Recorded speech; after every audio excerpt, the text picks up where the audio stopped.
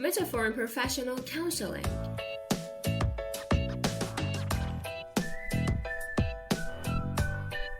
Introduction. Metaphors are much more than just a linguistic or literary device. They serve a wiser role in learning and in how individuals cognitively organize their understanding of the world, by symbolically suggesting similarities between experiences, thoughts, emotions, actions, or objects. Metaphors help people process information and emotions. Because of this deep connection to cognition and emotion, metaphors are an essential tool to understand and utilize in counseling.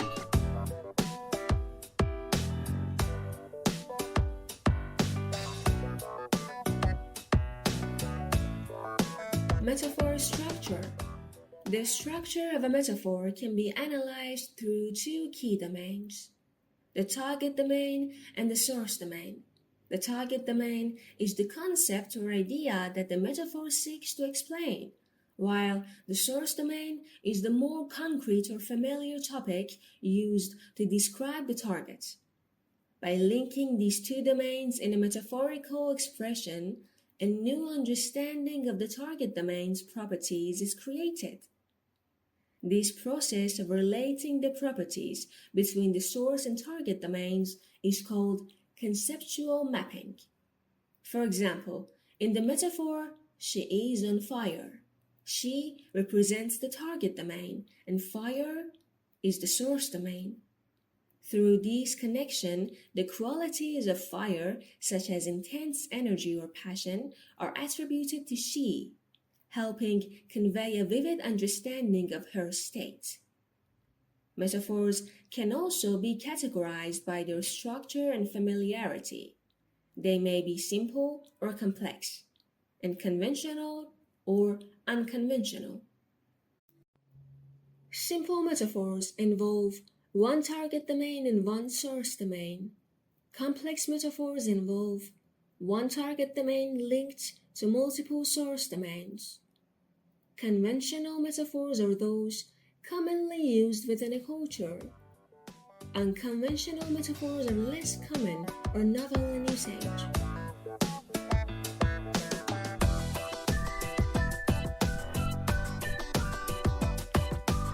Metaphors and emotional change. Counseling fundamentally centers on the emotional experiences of clients. Emotions serve as crucial indicators, guiding counselors toward what deeply affects and matters most to clients. Consequently, the counseling process often involves helping clients recognize their emotional patterns and needs, as well as fostering new emotional perspectives. Research exploring the connection between metaphor and emotion highlights that metaphors play a key role in processing and communicating emotions. This makes metaphors valuable tools for counselors to understand, address, and incorporate into their practice. Moreover, these studies suggest metaphors can be especially important in facilitating emotional change within clients. Based on these findings, integrating metaphors into counseling is strongly recommended to enhance emotional insight and therapeutic effectiveness.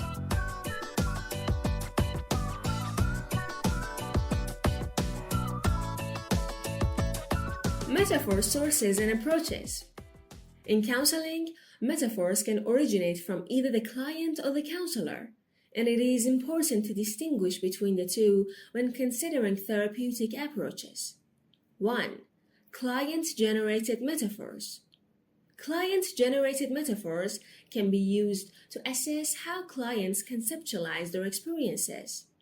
Simply recognizing these metaphors can offer insight, but working directly with them can deepen understanding of clients' relationships and emotions.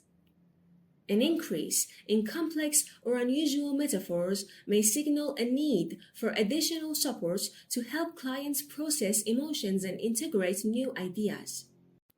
Cobb and Crow, 1998, and Sims, 2003, developed similar models for using client-generated metaphors to promote insight in counseling. Both begin with the counselor encouraging the client to elaborate on the metaphor and explore related emotions. Through further questioning and reflection, counselors help clients gain insight. Cup and Crow's model focuses on changing the metaphor to align with therapeutic goals, while Sim's model connects the metaphor to the client's past experiences and future aspirations. To work directly with metaphors in counseling, several approaches are helpful.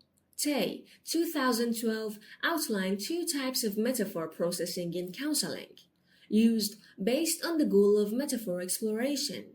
A. Correspondence processing involves exploring the entailments of a metaphor, hidden or secondary meanings associated with its elements. For example, in She's on fire, the metaphor implies energy, but also hints at danger or being out of control. This method uses conceptual mapping to connect and expand on the metaphor's deeper meanings.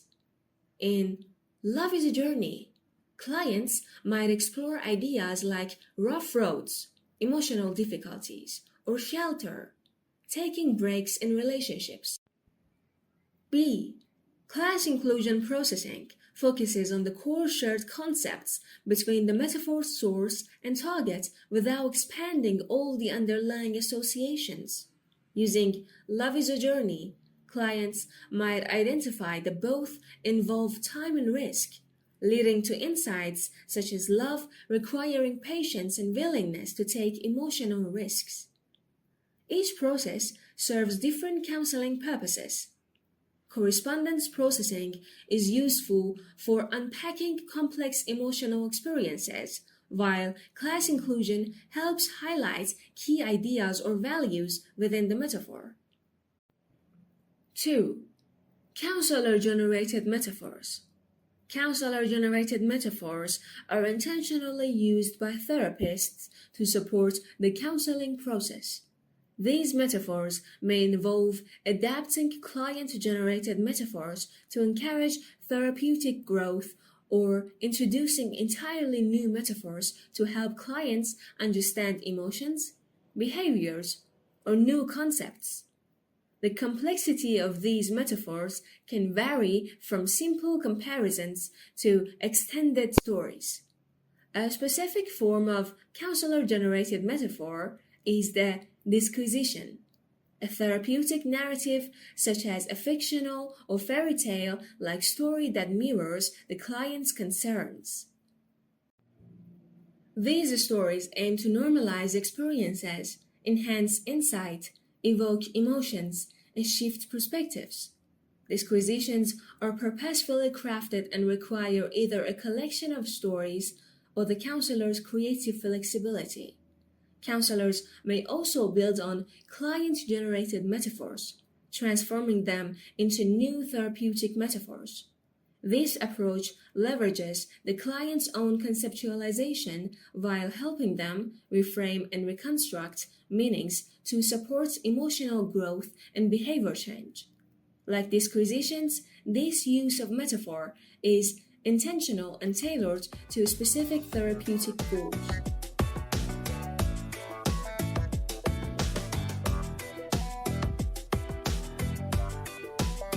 Metaphors and contraindications. Research does not identify any clear contraindications for using metaphor-based approaches in counseling, including with clients experiencing psychotic disorders.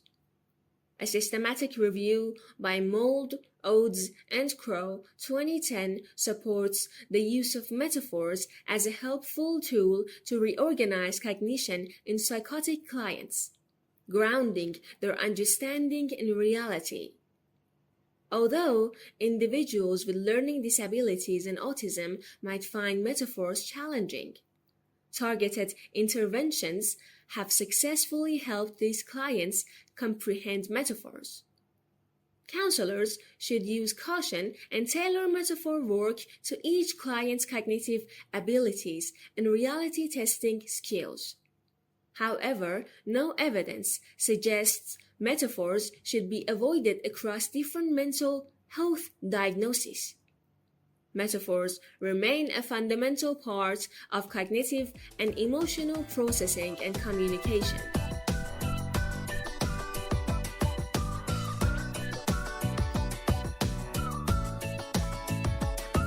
Therapeutic metaphors. Hill's 2009 three-part model of counseling exploration, insight, and action provides a useful framework for understanding how metaphors can be used in counseling. These stages are not strictly linear and may overlap, with different approaches integrating one or more stages. The following sections describe how metaphors can be effectively applied at each stage to support counseling goals.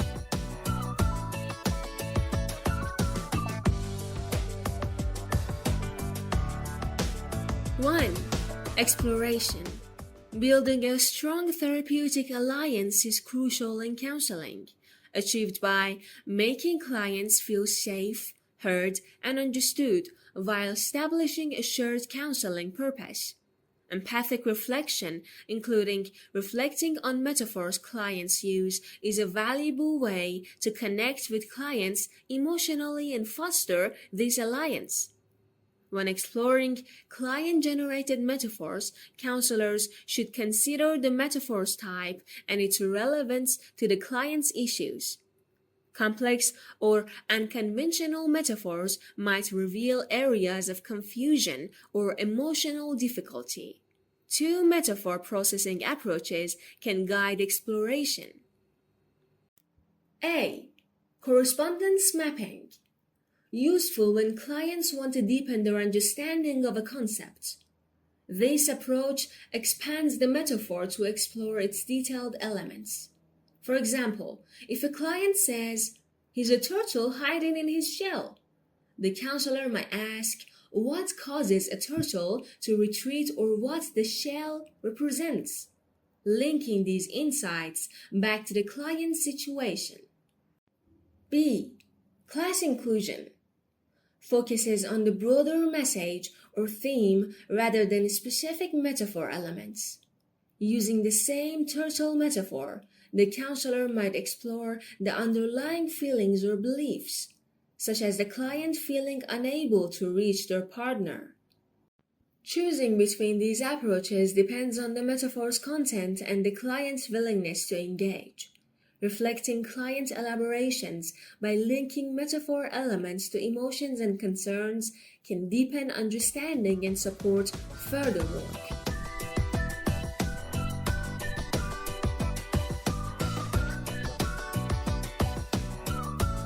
2. Insight. The insight stage focuses on expanding a client's awareness of patterns in their thoughts, emotions, and behaviors, as well as recognizing new possibilities. During this stage, clients often use more complex, unconventional metaphors or clusters of metaphors, which reflect their developing awareness. For example, a client says, "I'm caught in a whirlwind that's spinning my head in a circle." Using class inclusion, the counselor explores the client's feeling of being stuck and isolated. Then the counselor asks the client to imagine how the metaphor might change if she didn't feel alone, leading to a new metaphor about holding her partner's hand in the eye of the whirlwind, symbolizing safety and connection. This new metaphor helps the client articulate her goal and deepens her insight. On the other hand, when clients use fewer metaphors, often because they are deeply emotionally engaged or experiencing little cognitive change, counselor-generated metaphors can help facilitate insight. One powerful form is the disquisition, a narrative metaphor or story introduced by the counselor to highlight the need for change and suggest how that change might happen. For example, the counselor shares a story about a lonely skunk and porcupine, both seeking friendship but unintentionally hurting each other due to fear and misunderstanding. The skunk tries to greet the porcupine, who reacts defensively by showing teeth and retreating. The skunk sits nearby, ready for friendship, but the porcupine flees, leaving quills stuck in the skunk, who sprays her in response. Both end up lonely, hurt, and confused. This example brings insight as the couple recognizes that this story mirrors their own relationship patterns. Poor communication and mutual hurt despite wanting connection. The counselor emphasizes that the issue isn't differing desires, but the harmful cycle created their interactions and interpretation of each other's behaviors. The disquisition creates a shared metaphorical image that clients can relate to throughout the course of therapy. This shared story provides a safe and indirect way to discuss difficult relationship dynamics without requiring direct confrontation. By using the correspondence approach, specific behaviors and emotions within the couple's interactions can be connected back to different parts of the story, which helps deepen their understanding. This approach encourages more detailed and emotionally honest exploration, making it especially helpful when working with resistant clients. Overall, it promotes shared insight into problematic patterns in thoughts, emotions, and behaviors, which can guide therapeutic work toward fostering healthier interactions within the relationship.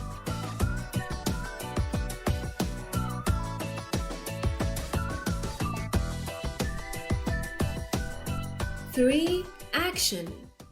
The action stage focuses on implementing behavioral changes based on insights gained during earlier counseling phases. At this point, client-generated metaphors typically become simpler and more conventional.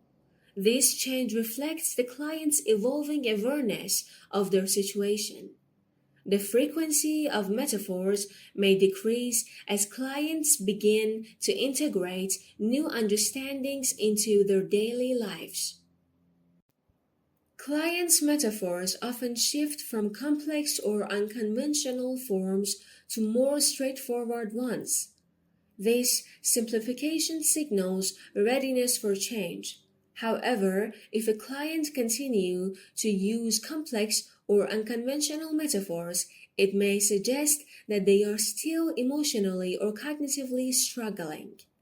In such cases, counselors might need to revisit exploration or insight work before focusing on action. Metaphors can also be valuable tools for clarifying the specific behavioral changes clients want to make and how they might implement those changes. One helpful strategy is for counselors to ask clients how they would change their own metaphors to better fit their goals. This process of modifying metaphors can lead to new ideas about practical behavioral changes. When these metaphor changes are linked back to real-life actions, it can strengthen client engagement and motivation. In a composite case example, a counselor says, "You said your goal is to stop fighting with your mother. I remember you described that conflict as your mother smothering you, holding you so tight you cannot breathe.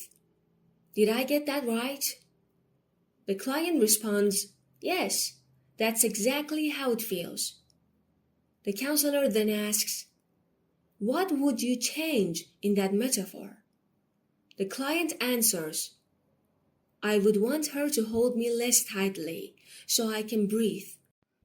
The counselor reflects, "So having a bit more room to breathe would make a big difference," and the client nods.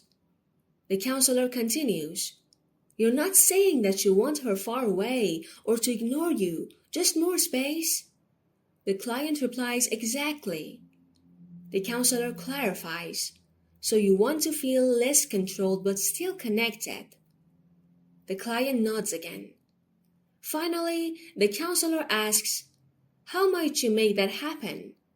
The client offers, "Maybe I could move out of the basement of her house." Using metaphors in action planning offers several benefits. Metaphors connect behavioral goals to emotional experiences, making the idea of change feel more meaningful. This approach can also reduce fear or resistance by allowing clients to explore potential changes indirectly. Overall, metaphor-based discussions empower clients by keeping the focus on what matters most to them emotionally.